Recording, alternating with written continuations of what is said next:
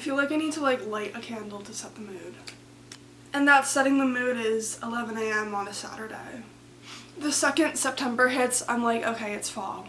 Anyways, hi guys, welcome back to another video on my channel. If you don't know, my name is Grace and I make book videos on here. Slay! Today we're going to be going over all the books I want to read in fall. And fall is September to November is fall time. I feel like I'm too like bright right now. I'm too overexposed. Does this like do anything? Oh my god, did I just make the lighting more moody in here? I think it's fine. I kind of can't tell. Like, I can't see. Like, I can't see, so we kind of gotta hope for the best. We're starting off with all the physical books that I want to read. One of the books I want to read in the fall time is The Diary of Anne Frank.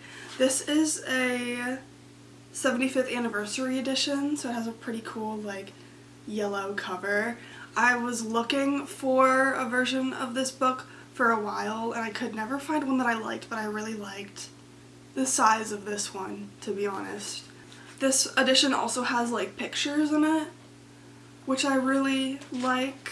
I'm pretty sure Holocaust Remembrance Day is in the fall. January 27th. Oh. I'm way off. Anyways, I really want to read this book because I enjoy learning about the Holocaust. I feel like every girl has a moment in history that they just attach to and hyperfixate on and like to learn about. For me, it's the Holocaust. I like soaking up any and every information I can about it. Do you get what I'm saying? It's just something in history that I'm interested in, and I haven't ever fully read The Diary of Anne Frank, so I really would love to read it this year. Babel is also on my TBR for fall. I recently read The Poppy War, and I love that book so much, and I really want to read more of her work. I have this thing where with certain authors, I have to read their stuff in the order they put it out, especially if I like really want to like see how their writing has developed and changed. And R.F. Kuang is one of those authors I would love to do that with. So I really want to read Babel in the fall. I've heard a lot of good things about it. This book kind of scares me, to be honest, but I think it'll be a fun time. I think I will eat this up. Yellowface was published after Babel, so it's also on my fall TBR. I think this book is so silly. Like, the premise of it, of like the stealing of a manuscript, and I think it will bring in and talk about like the conversations of the publishing industry, I guess is the word for it. Everyone I've known that has read this book has really enjoyed it. So it's like, shit, okay guys, I get it, let me lock in, let me lock in, okay? Now, I feel like I'm one of the book girlies that is behind because I've never read The Secret History, and it's one of those, like, it's a must read for, like, dark academia fall girlies, and I feel like I'm missing out, and I feel like it's one of those things where, like, Grace, why haven't you read this yet, you know? So I really want to read this in the fall time. I need to lock in. I want to see what everyone is yapping about with this book. I haven't seen a lot of yapping about with this book. Let me put, like, eat my words that I just said. I don't even really know or remember what is about, like what this book is about. All I know, it's dark academia. It's like comes across as like academic with like the language that Donna Tartt uses. It's been compared to If We Were Villains by M.L. Rio, like similar. Like, it's always been in the same like videos on Book Talk together, and I'm like, well, I ate up If We Were Villains, so I feel like I need to read this book. Alone with You in the Ether by Livy Blake is another book I would love to devour in the fall time. I read The Atlas Six and didn't really enjoy that book, but then I read One for Your Enemy like over the summer and I devoured that book. It's one of like my 5-star reads, and I've heard such good things about this one that I really want to read it and lock in. Chicago, sometime. Two people meet in the Art Institute by chance. Prior to their encounter, he's a doctoral student who manages his destructive thoughts with compulsive calculations about time travel. She's a bipolar counterfeit artist undergoing court-ordered psychotherapy. By the end of the story, these things will still be true, but this is not a story about endings. For Reagan, people are predictable and tedious, including, and perhaps especially herself. She copes with the dreariness of existence by living impulsively, imagining a new alternate timeline being created in the wake of every rash decision.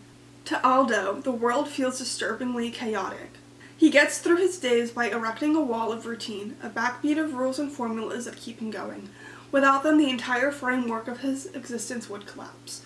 For Reagan and Aldo, life would be a matter of resigning themselves to the blueprints of inevitability. You get what I'm saying. Until the two meet, could 6 conversations with a stranger be the variable that shakes up their entire simulation? This sounds really good. This sounds like devastating and raw. And I love devastating and raw. Switching gears, Not Another Love Song by Julie Soto. I want to read this. I read Rose in Chains and I ate that up. As a Hermione girly, I was so excited for that book, I ate that book up. And I'm like, now I need to read her Julie Soto's other stuff. I've heard really good things about this book. Heather McClary on here, she gave this book 5 stars. She loved it. And I'm like, I love Heather. I trust Heather and her book taste with my life. I need to read this book. Not Another Love Song. I know it's a romance. Duh. Really, Grace? No! That's crazy. It's a romance and they're in an orchestra and like he has no idea who she is. And it's like musical rivals to lovers. As much as like I kind of hate like troping books automatically, like that's what I know about this book. Next, The Familiar by Leigh Bardugo is a book that I haven't seen a lot of people like talk about in the book space, but I think this cover is giving like fall. Like tell me this book is not giving like fall vibes. With like the red sprayed edges. In a shabby house in a new capital of Madrid, a lowly scullion hides a gift for little miracles. But when her employer discovers Lucia Costado's secret talent, she demands Lucia use her illusions to win over the royal court, where the lines between magic, science, and fraud blur. With the peers of the Inquisitors burning, she must use every bit of her wit and will to win fame and hide the truth of her ancestry, even if that means enlisting the help of the notorious Golian Santi-Angel, whose own secrets could doom them both. We're gonna ignore how much I butchered this summary, but I'm really excited and intrigued to read this book. The Jasad Heir, let's talk about it. I feel like everyone's been yapping about this book lately. 10 years ago, the kingdom of Jasad burned. Its magic was outlawed, its royal family murdered. At least that's what Sylvia wants people to believe.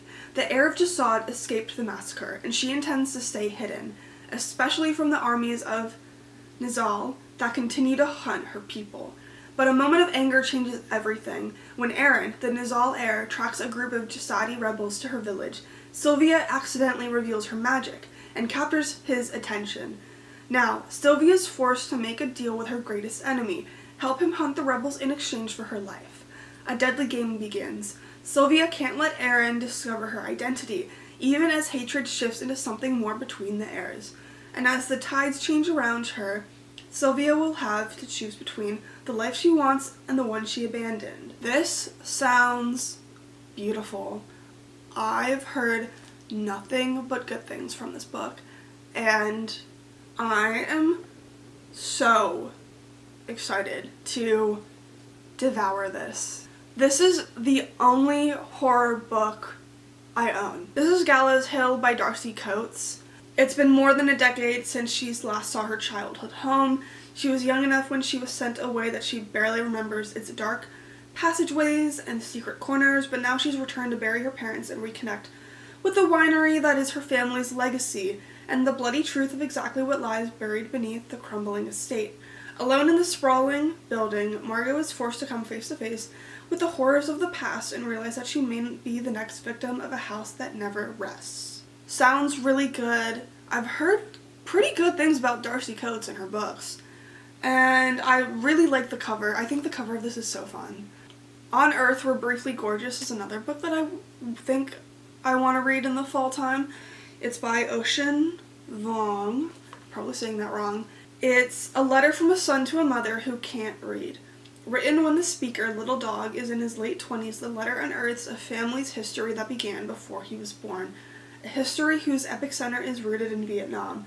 At once a witness to the fraught yet undeniable love between a single mother and her son, it is also a brutally honest exploration of race, class, masculinity, and our current American moment. Immersed as we are in addiction, violence, and trauma, but undergirded by compassion and tenderness, the question of how to survive and how to make it a kind of joy powers the most important debut novel of many years. I'm so excited to read this book. As an eldest daughter, I'm super excited to read this book. I think the cover is really pretty too. I think the all black and white cover is also really interesting. Sunburn by Chloe Michelle Howarth is another book I really want to read in the fall time, solely because it's orange. In the early 1990s, in the Irish village of Crossmoor, Lucy feels out of place. Despite her fierce friendships, she's always felt this way, and the conventional path of marriage and motherhood doesn't appeal to her at all, not even when handsome and doting Martin, her closest childhood friend. Lucy begins to make sense of herself during a long, hot summer, when a spark of her school friend Susanna escalates to an all-consuming infatuation and very quickly to a desperate and devastating love. Fearful of rejection from her small and conservative community, Lucy begins living a double life, hiding the most honest parts of herself in stolen moments with Susanna. But with the end of school and the opportunity to leave Crossmoor looming, Lucy must choose between two places, two people, and two futures, each as terrifying as the other, but only one can offer her real happiness. As a queer woman, I connect with the queer community by reading and consuming queer literature, and this is one of those books that I've seen a lot of conversations about, and I've heard people talking about it, and I really want to lock in and read it. Even though it's like set in the summertime, feels like a book that I kind of can read anytime during the year, but right now I'm feeling drawn to read it in the fall. Another book on my fall TBR is my Manacled. This is going to be a reread. This is going to be my fourth time rereading this book. This is Manacled by Senlin Yu. It is a Harry Potter Hermione fan fiction. Harry Potter is dead in the aftermath of the war. In order to strengthen the might of the magical world, Voldemort enacts a repopulation effort. Hermione Granger has an order secret, lost but hidden in her mind, so she is sent to the hiiiii until her mind can be cracked. I love this book. This book is one of my favorite books in the entire world. I love this book so much. So I'm going to be rereading it, and I'm going to be rereading it in chronological order, which I've never done, which basically is I'm reading the flashbacks, and then I'm going to start at like everything else. So I'm super excited. I'm using that to segue into another book that I want to read in the fall time, which is Alchemized by Senlin Yu. This is basically like the traditional published reimagined version of Manacled. I'm so excited for this book. I have like 2 or 3 different editions pre-ordered, but to gear up for Alchemized coming out, I'm gonna reread Manacled. So those were all the books on my fall TBR that I really want to read in the fall time. I'm super excited. I think this fall is going to be such a good reading month. I feel like we have a lot happening in life and in the book world, and I think it'll be so good. I did my reading journal spread for September the other day, and I like freehanded Gothic literature. It's bad. It's kind of bad. But I think the vibes are right there, especially like the Manacled Alchemist vibes I was going for. So I'm super excited about that. And then I went ahead and did October last night because I got bored. But I did a fun cauldron for October, and I love her. I think she's so whimsy and fun. So I think the fall months for reading are gonna be what we need